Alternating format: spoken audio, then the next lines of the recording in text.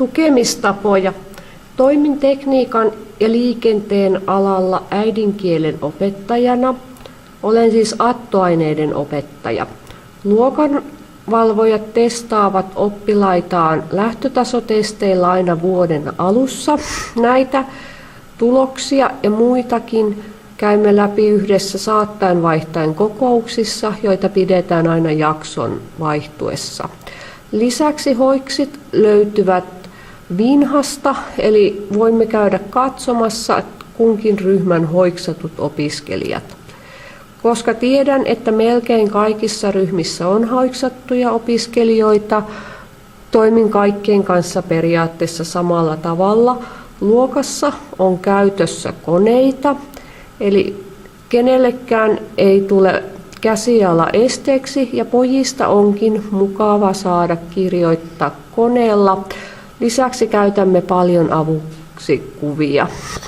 Testautan oppilaiden oppimistyylit ja totta kai keskustelemme niistä ja pyrin käyttämään kinesteettisiä oppimistapoja, koska useimmat ammattikoulun pojat ovat kinesteettisiä.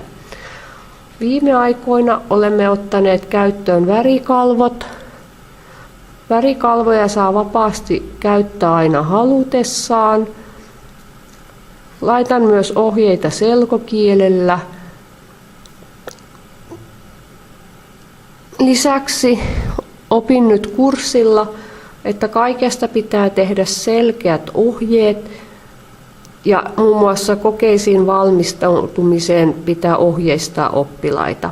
Tänä syksynä otimme käyttöömme kokeilumielessä blogit. Blogit korvaavat perinteisen opinnäytetyön.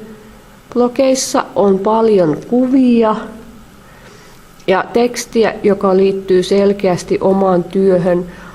Kun kirjoittamisessa on tukena kuvat ja se liittyy selkeästi siihen, mitä on itse tehnyt, on kirjoittaminen kaikille helpompaa.